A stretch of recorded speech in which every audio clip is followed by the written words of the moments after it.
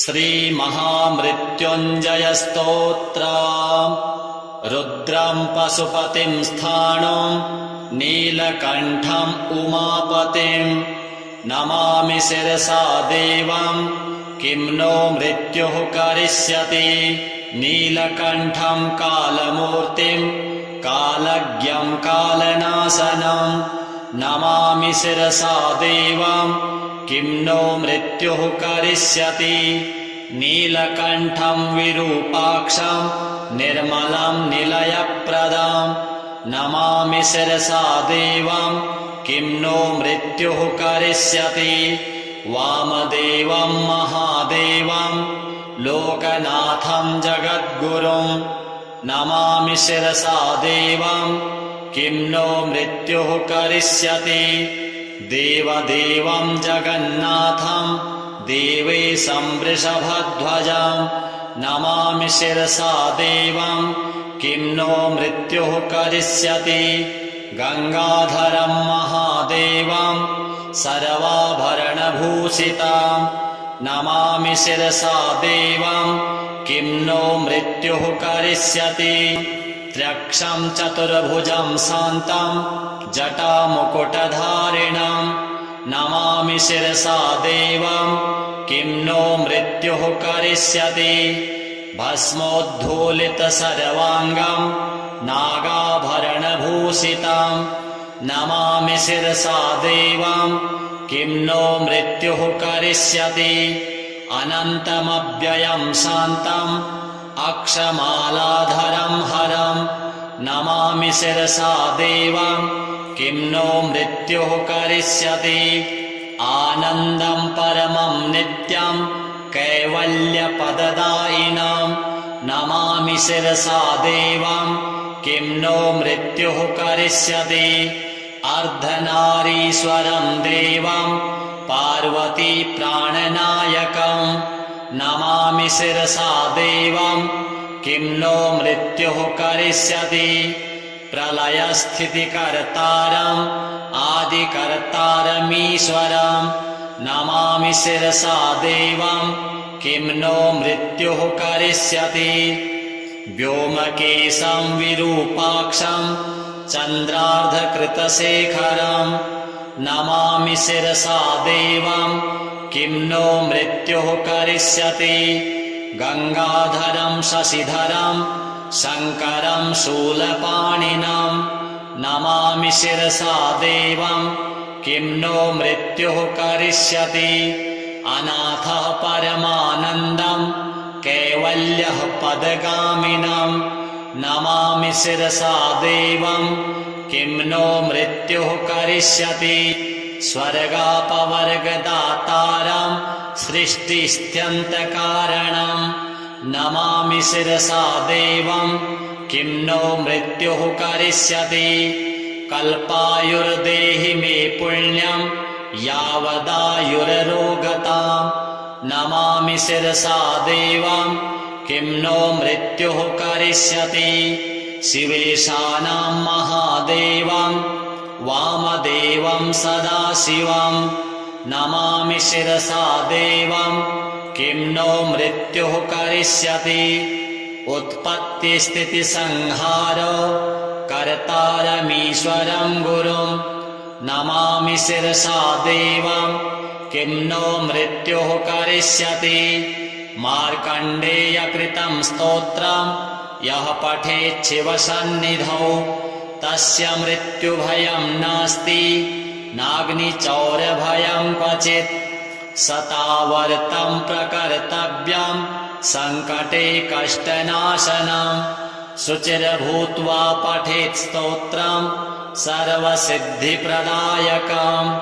मृत्युञ्जय महादेव त्राहि मां शरणागतं जन्म मृत्युजरारोगैः पीडितं कर्मबन्धनैः तावकस्त्वद्गतः प्राणस्त्वच्चित्तोऽहं सदा मृड इति विज्ञाप्य देवेशं त्र्यम्बकाख्यमनं जपेत्। नमः शिवाय साम्बाय हरये परमात्मने प्रणतक्लेशनाशाय योगिनां पतये नमः। रुद्रं पशुपतिं स्थाणुं नीलकण्ठम् उमापतिं नमामि शिरसा देवं किं नो मृत्युः करिष्यति।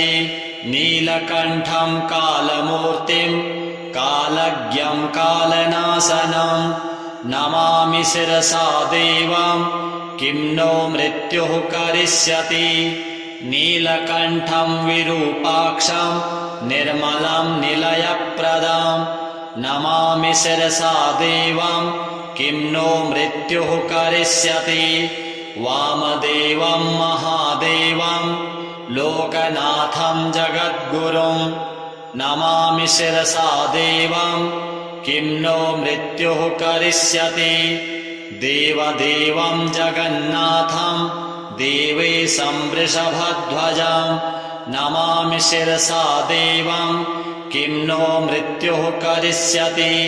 गंगाधरं महादेवं सर्वाभरणभूषितं नमामि शिरसा देवं किं नो मृत्युः करिष्यति। त्र्यक्षं चतुर्भुजं शान्तं जटामुकुटधारिणं नमामि शिरसा देवं किं नो मृत्युः करिष्यति। भस्मोद्धूलितसर्वाङ्गं नागाभरणभूषितं नमामि शिरसा देवं किं नो मृत्युः करिष्यति। अनन्तमव्ययं शान्तम् अक्षमालाधरं हरं नमामि शिरसा देवं किं नो मृत्युः करिष्यति। आनन्दं परमं नित्यं कैवल्यपददायिनं नमामि शिरसा देवं किं नो मृत्युः करिष्यति। अर्धनारीश्वरं देवं पार्वती प्राणनायकं नमामि शिरसा देवं किं नो मृत्युः करिष्यति। प्रलयस्थितिकर्तारम् आदिकर्तारमीश्वरं नमामि शिरसा देवं किं नो मृत्युः करिष्यति। व्योमकेशं विरूपाक्षं चन्द्रार्धकृतशेखरं नमामि शिरसा देवं किं नो मृत्युः करिष्यति। गंगाधरं शशिधरं शङ्करं शूलपाणिनं नमामि शिरसा देवं किं नो मृत्युः करिष्यति। अनाथः परमानन्दं कैवल्यः पदगामिनं नमामि शिरसा देवं किं नो मृत्युः करिष्यति। स्वर्गापवर्गदातारं सृष्टिस्त्यन्तकारणं नमामि शिरसा देवं किं नो मृत्युः करिष्यति। कल्पायुर्देहि मे पुण्यं यावदायुररोगतां नमामि शिरसा देवं किं नो मृत्युः करिष्यति। शिवेशानां महादेवं वामदेवं सदाशिवं नमामि शिरसा देवं किं नो मृत्युः करिष्यति। उत्पत्तिस्थितिसंहार कर्तारमीश्वरं गुरुं नमामि शिरसा देवं किं नो मृत्युः करिष्यति। मार्कण्डेयकृतं स्तोत्रं यः पठेत् शिवसन्निधौ तस्य मृत्युभयं नास्ति नाग्निचौरभयं क्वचित्। सतावर्तं प्रकर्तव्यं सङ्कटे कष्टनाशनं शुचिर्भूत्वा पठेत् स्तोत्रं सर्वसिद्धिप्रदायकं। मृत्युञ्जय महादेव त्राहि मां शरणागतं जन्म मृत्युजरारोगैः पीडितं कर्मबन्धनैः तावकस्त्वद्गतः प्राणस्त्वच्चित्तोऽहं सदा मृड इति विज्ञाप्य देवेशं त्र्यम्बकाख्यमनं जपेत्। नमः शिवाय साम्बाय हरये परमात्मने प्रणतक्लेशनाशाय योगिनां पतये नमः। रुद्रं पशुपतिं स्थाणुं नीलकण्ठम् उमापतिं नमामि शिरसा देवं किं नो मृत्युः करिष्यति। नीलकण्ठं कालमूर्तिं कालज्ञं कालनाशनं नमामि शिरसा देवं किं नो मृत्युः करिष्यति। नीलकण्ठं विरूपाक्षं निर्मलं निलयप्रदं नमामि शिरसा देवं किं नो मृत्युः करिष्यति। वामदेवं महादेवं लोकनाथं जगद्गुरुं नमामि शिरसा देवं किं नो मृत्युः करिष्यति। देवदेवं जगन्नाथं देवेशं वृषभध्वजं नमामि शिरसा देवं किं नो मृत्युः करिष्यति। गंगाधरं महादेवं सर्वाभरणभूषितं नमामि शिरसा देवं किं नो मृत्युः करिष्यति। त्र्यक्षं चतुर्भुजं शान्तं जटामुकुटधारिणं नमामि शिरसा देवं किं नो मृत्युः करिष्यति।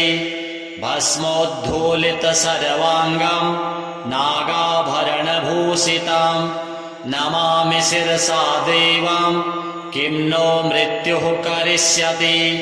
अनन्तमव्ययं शान्तम् अक्षमालाधरं हरं नमामि शिरसा देवं किं नो मृत्युः करिष्यति। आनन्दं परमं नित्यं कैवल्यपददायिनं नमामि शिरसा देवं किं नो मृत्युः करिष्यति। अर्धनारीश्वरं देवं पार्वती प्राणनायकं नमामि शिरसा देवं किं नो मृत्युः करिष्यति। प्रलयस्थितिकर्तारम् आदिकर्तारमीश्वरं नमामि शिरसा देवं किं नो मृत्युः करिष्यति। व्योमकेशं विरूपाक्षं चन्द्रार्धकृतशेखरं नमामि शिरसा देवं किं नो मृत्युः करिष्यति। गंगाधरं शशिधरं शङ्करं शूलपाणिनं नमामि शिरसा देवं किं नो मृत्युः करिष्यति। अनाथः परमानन्दं कैवल्यः पदगामिनं नमामि शिरसा देवं किं नो मृत्युः करिष्यति। स्वर्गापवर्गदातारं सृष्टिस्त्यन्तकारणं नमामि शिरसा देवं किं नो मृत्युः करिष्यति। कल्पायुर्देहि मे पुण्यं यावदायुररोगतां नमामि शिरसा देवं किं नो मृत्युः करिष्यति। शिवेशानां महादेवं वामदेवं सदाशिवं नमामि शिरसा देवं किं नो मृत्युः करिष्यति। उत्पत्तिस्थितिसंहारो कर्तारमीश्वरं गुरुं नमामि शिरसा देवं किं नो मृत्युः करिष्यति। मार्कण्डेयकृतं स्तोत्रं यः पठेत् शिवसन्निधौ तस्य मृत्युभयं नास्ति नाग्निचौरभयं क्वचित्। सतावर्तं प्रकर्तव्यं सङ्कटे कष्टनाशनं शुचिर्भूत्वा पठेत् स्तोत्रं सर्वसिद्धिप्रदायकं।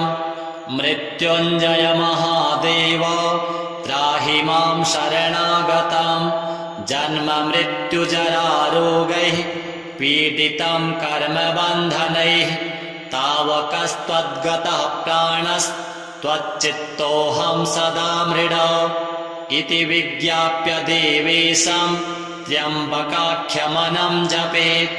नमः शिवाय साम्बाय हरये परमात्मने प्रणतक्लेशनाशाय योगिनां पतये नमः। रुद्रं पशुपतिं स्थाणुं नीलकण्ठम् उमापतिं नमामि शिरसा देवं किं नो मृत्युः करिष्यति।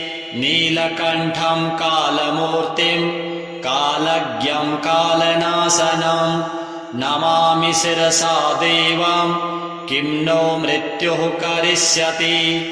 नीलकण्ठं विरूपाक्षं निर्मलं निलयप्रदं नमामि शिरसा देवं किं नो मृत्युः करिष्यति। वामदेवं महादेवं लोकनाथं जगद्गुरुं नमामि शिरसा देवं किं नो मृत्युः करिष्यति। देवदेवं जगन्नाथं देवेशं वृषभध्वजं नमामि शिरसा देवं किं नो मृत्युः करिष्यति। गंगाधरं महादेवं सर्वाभरणभूषितं नमामि शिरसा देवं किं नो मृत्युः करिष्यति। त्र्यक्षं चतुर्भुजं शान्तं जटामुकुटधारिणं नमामि शिरसा देवं किं नो मृत्युः करिष्यति। भस्मोद्धूलितसर्वाङ्गं नागाभरणभूषितं नमामि शिरसा देवं किं नो मृत्युः करिष्यति। अनन्तमव्ययं शान्तम् अक्षमालाधरं हरं नमामि शिरसा देवं किं नो मृत्युः करिष्यति। आनन्दं परमं नित्यं कैवल्यपददायिनं नमामि शिरसा देवं किं नो मृत्युः करिष्यति। अर्धनारीश्वरं देवं पार्वती प्राणनायकं नमामि शिरसा देवं किं नो मृत्युः करिष्यति। प्रलयस्थितिकर्तारम् आदिकर्तारमीश्वरं नमामि शिरसा देवं किं नो मृत्युः करिष्यति। व्योमकेशं विरूपाक्षं चन्द्रार्धकृतशेखरं नमामि शिरसा देवं किं नो मृत्युः करिष्यति। गंगाधरं शशिधरं शङ्करं शूलपाणिनं नमामि शिरसा देवं किं नो मृत्युः करिष्यति। अनाथः परमानन्दं कैवल्यः पदगामिनं नमामि शिरसा देवं किं नो मृत्युः करिष्यति। स्वर्गापवर्गदातारं सृष्टिस्त्यन्तकारणं नमामि शिरसा देवं किं नो मृत्युः करिष्यति। कल्पायुर्देहि मे पुण्यं यावदायुररोगतां नमामि शिरसा देवं किं नो मृत्युः करिष्यति। शिवेशानां महादेवं वामदेवं सदाशिवं नमामि शिरसा देवं किं नो मृत्युः करिष्यति। उत्पत्तिस्थितिसंहारो कर्तारमीश्वरं गुरुं नमामि शिरसा देवं किं नो मृत्युः करिष्यति। मार्कण्डेयकृतं स्तोत्रं यः पठेत् शिवसन्निधौ तस्य मृत्युभयं नास्ति नाग्निचौरभयं क्वचित्। सतावर्तं प्रकर्तव्यं सङ्कटे कष्टनाशनं शुचिर्भूत्वा पठेत् स्तोत्रं सर्वसिद्धिप्रदायकं। मृत्युञ्जय महादेव त्राहि मां शरणागतं जन्म मृत्युजरारोगैः पीडितं कर्मबन्धनैः तावकस्त्वद्गतः प्राणस्त्वच्चित्तोऽहं सदा मृडा इति विज्ञाप्य देवेशं त्र्यम्बकाख्यमनं जपेत्। नमः शिवाय साम्बाय हरये परमात्मने प्रणतक्लेशनाशाय योगिनां पतये नमः। रुद्रं पशुपतिं स्थाणुं नीलकण्ठम् उमापतिं नमामि शिरसा देवं किं नो मृत्युः करिष्यति। नीलकण्ठं कालमूर्तिं कालज्ञं कालनाशनं नमामि शिरसा देवं किं नो मृत्युः करिष्यति। नीलकण्ठं विरूपाक्षं निर्मलं निलयप्रदं नमामि शिरसा देवं किं नो मृत्युः करिष्यति। वामदेवं महादेवं लोकनाथं जगद्गुरुं नमामि शिरसा देवं किं नो मृत्युः करिष्यति। देवदेवं जगन्नाथं देवेशं वृषभध्वजं नमामि शिरसा देवं किं नो मृत्युः करिष्यति। गंगाधरं महादेवं सर्वाभरणभूषितं नमामि शिरसा देवं किं नो मृत्युः करिष्यति। त्र्यक्षं चतुर्भुजं शान्तं जटामुकुटधारिणं नमामि शिरसा देवं किं नो मृत्युः करिष्यति। भस्मोद्धूलितसर्वाङ्गं नागाभरणभूषितं नमामि शिरसा देवं किं नो मृत्युः करिष्यति। अनन्तमव्ययं शान्तम् अक्षमालाधरं हरं नमामि शिरसा देवं किं नो मृत्युः करिष्यति। आनन्दं परमं नित्यं कैवल्यपददायिनं नमामि शिरसा देवं किं नो मृत्युः करिष्यति। अर्धनारीश्वरं देवं पार्वती प्राणनायकं नमामि शिरसा देवं किं नो मृत्युः करिष्यति। प्रलयस्थितिकर्तारम् आदिकर्तारमीश्वरं नमामि शिरसा देवं किं नो मृत्युः करिष्यति। व्योमकेशं विरूपाक्षं चन्द्रार्धकृतशेखरं नमामि शिरसा देवं किं नो मृत्युः करिष्यति। गंगाधरं शशिधरं शङ्करं शूलपाणिनं नमामि शिरसा देवं किं नो मृत्युः करिष्यति। अनाथः परमानन्दं कैवल्यः पदगामिनं नमामि शिरसा देवं किं नो मृत्युः करिष्यति। स्वर्गापवर्गदातारं सृष्टिस्त्यन्तकारणं नमामि शिरसा देवं किं नो मृत्युः करिष्यति।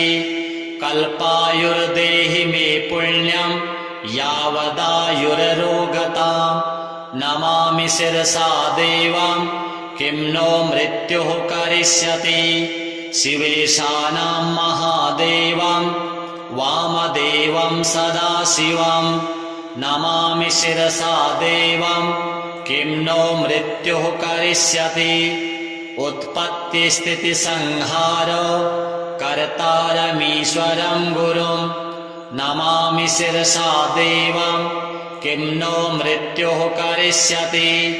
मार्कण्डेयकृतं स्तोत्रं यः पठेत् शिवसन्निधौ तस्य मृत्युभयं नास्ति नाग्निचौरभयं क्वचित्।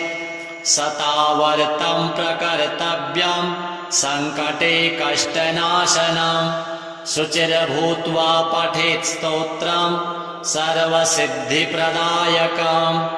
मृत्युञ्जय महादेव त्राहि मां शरणागतं जन्म मृत्युजरारोगैः पीडितं कर्मबन्धनैः तावकस्त्वद्गतः प्राणस्त्वच्चित्तोऽहं सदा मृडा इति विज्ञाप्य देवेशं त्र्यम्बकाख्यमनं जपेत्।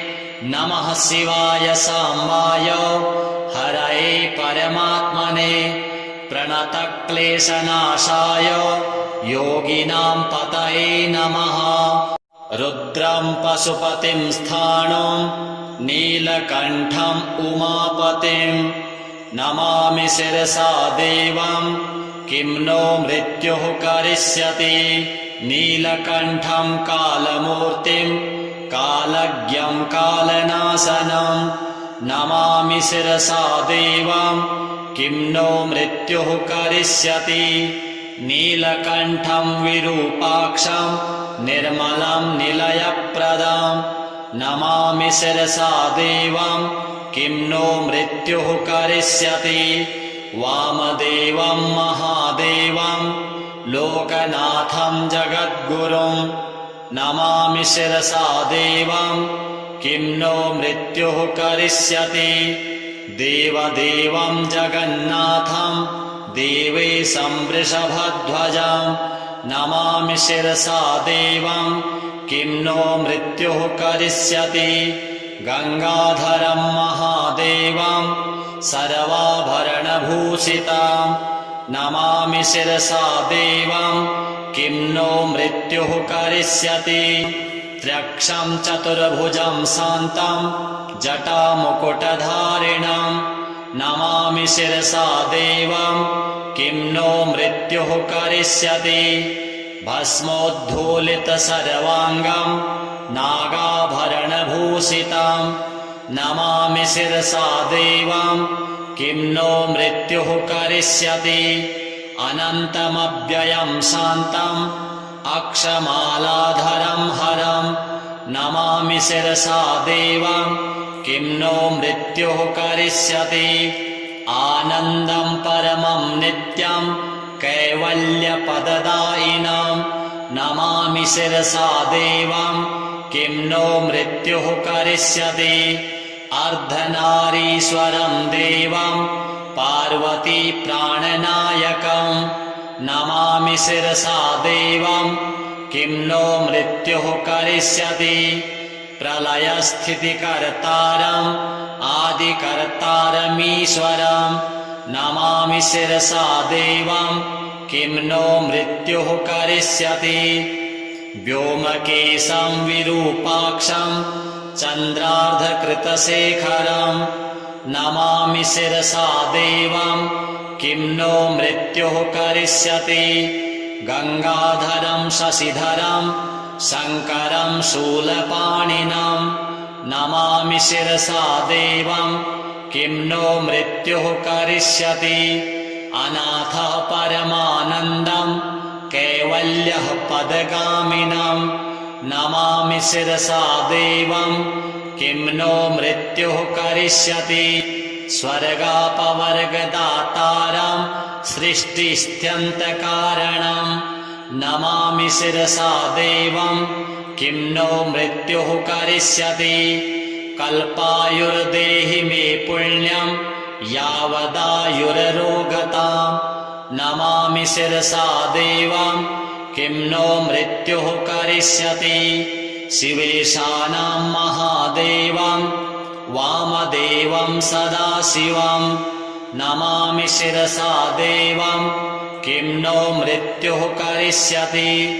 उत्पत्तिस्थितिसंहारो कर्तारमीश्वरं गुरुं नमामि शिरसा देवं किं नो मृत्युः करिष्यति। मार्कण्डेयकृतं स्तोत्रं यः पठेत् शिवसन्निधौ तस्य मृत्युभयं नास्ति नाग्निचौरभयं क्वचित्। सतावर्तं प्रकर्तव्यं सङ्कटे कष्टनाशनं शुचिर्भूत्वा पठेत् स्तोत्रं सर्वसिद्धिप्रदायकं। मृत्युञ्जय महादेव त्राहि मां शरणागतं जन्म मृत्युजरारोगैः पीडितं कर्मबन्धनैः तावकस्त्वद्गतः प्राणस्त्वच्चित्तोऽहं सदा मृडा इति विज्ञाप्य देवेशं त्र्यम्बकाख्यमनं जपेत्। नमः शिवाय साम्बाय हरये परमात्मने प्रणतक्लेशनाशाय योगिनां पतये नमः। रुद्रं पशुपतिं स्थाणुं नीलकण्ठम् उमापतिं नमामि शिरसा देवं किं नो मृत्युः करिष्यति। नीलकण्ठं कालमूर्तिं कालज्ञं कालनाशनं नमामि शिरसा देवं किं नो मृत्युः करिष्यति। नीलकण्ठं विरूपाक्षं निर्मलं निलयप्रदं नमामि शिरसा देवं किं नो मृत्युः करिष्यति। वामदेवं महादेवं लोकनाथं जगद्गुरुं नमामि शिरसा देवं किं नो मृत्युः करिष्यति। देवदेवं जगन्नाथं देवेशं वृषभध्वजं नमामि शिरसा देवं किं नो मृत्युः करिष्यति। गंगाधरं महादेवं सर्वाभरणभूषितं नमामि शिरसा देवं किं नो मृत्युः करिष्यति। त्र्यक्षं चतुर्भुजं शान्तं जटामुकुटधारिणं नमामि शिरसा देवं किं नो मृत्युः करिष्यति। भस्मोद्धूलितसर्वाङ्गं नागाभरणभूषितं नमामि शिरसा देवं किं नो मृत्युः करिष्यति। अनन्तमव्ययं शान्तम् अक्षमालाधरं हरं नमामि शिरसा देवं किं नो मृत्युः करिष्यति। आनन्दं परमं नित्यं कैवल्यपददायिनं नमामि शिरसा देवं किं नो मृत्युः करिष्यति। अर्धनारीश्वरं देवं पार्वती प्राणनायकं नमामि शिरसा देवं किं नो मृत्युः करिष्यति।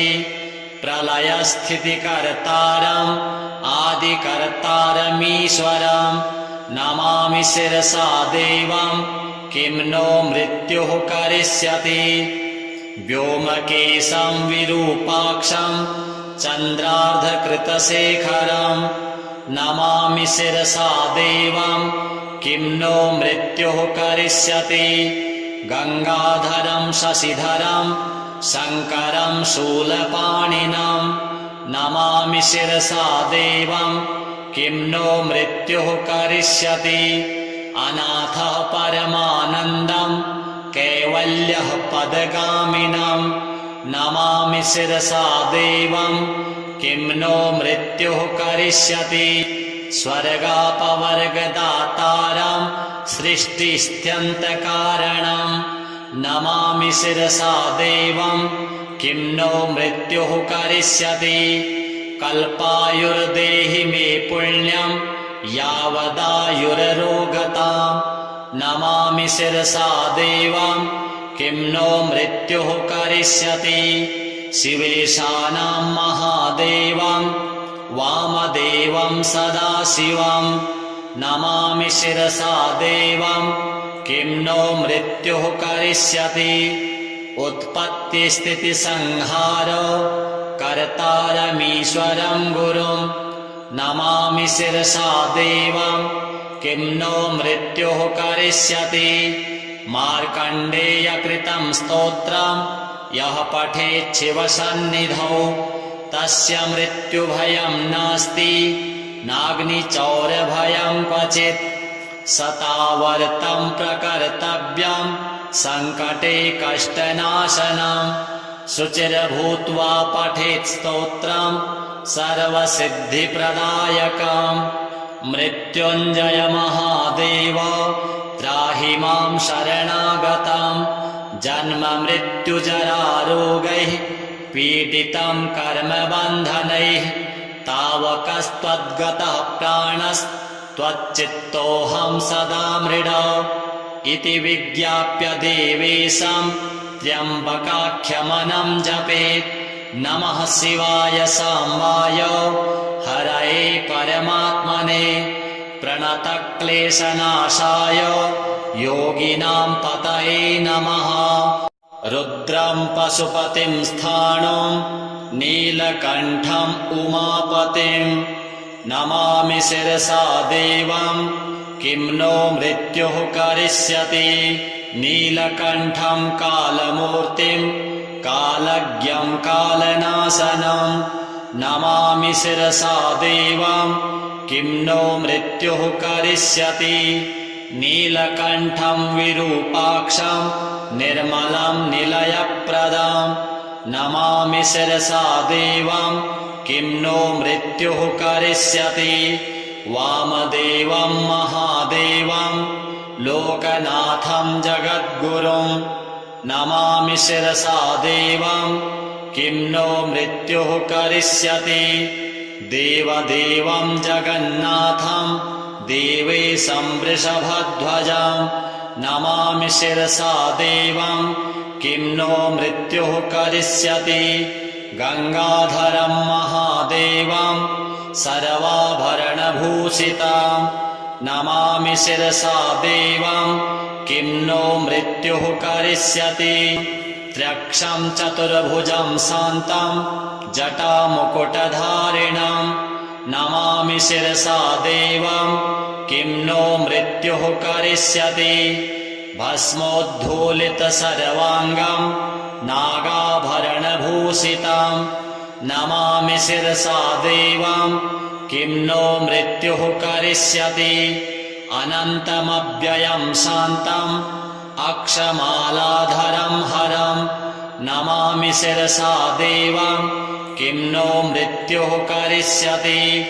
आनन्दं परमं नित्यं कैवल्यपददायिनं नमामि शिरसा देवं किं नो मृत्युः करिष्यति। अर्धनारीश्वरं देवं पार्वती प्राणनायकं नमामि शिरसा देवं किं नो मृत्युः करिष्यति। प्रलयस्थितिकर्तारम् आदिकर्तारमीश्वरं नमामि शिरसा देवं किं नो मृत्युः करिष्यति। व्योमकेशं विरूपाक्षं चन्द्रार्धकृतशेखरं नमामि शिरसा देवं किं नो मृत्युः करिष्यति। गंगाधरं शशिधरं शङ्करं शूलपाणिनं नमामि शिरसा देवं किं नो मृत्युः करिष्यति। अनाथः परमानन्दं कैवल्यः पदगामिनं नमामि शिरसा देवं किं नो मृत्युः करिष्यति। स्वर्गापवर्गदातारं सृष्टिस्त्यन्तकारणं नमामि शिरसा देवं किं नो मृत्युः करिष्यति। कल्पायुर्देहि मे पुण्यं यावदायुररोगतां नमामि शिरसा देवं किं नो मृत्युः करिष्यति। शिवेशानां महादेवं वामदेवं सदाशिवं नमामि शिरसा देवं किं नो मृत्युः करिष्यति। उत्पत्तिस्थितिसंहार कर्तारमीश्वरं गुरुं नमामि शिरसा देवं किं नो मृत्युः करिष्यति। मार्कण्डेयकृतं स्तोत्रं यः पठेत् शिवसन्निधौ तस्य मृत्युभयं नास्ति नाग्निचौरभयं क्वचित्। सतावर्तं प्रकर्तव्यं सङ्कटे कष्टनाशनं शुचिर्भूत्वा पठेत् स्तोत्रं सर्वसिद्धिप्रदायकं। मृत्युञ्जय महादेव त्राहि मां शरणागतं जन्म मृत्युजरारोगैः पीडितं कर्मबन्धनैः तावकस्त्वद्गतः प्राणस्त्वच्चित्तोऽहं सदा मृडौ इति विज्ञाप्य देवेशं त्र्यम्बकाख्यमनं जपेत्। नमः शिवाय साम्बाय हरये परमात्मने प्रणतक्लेशनाशाय योगिनां पतये नमः।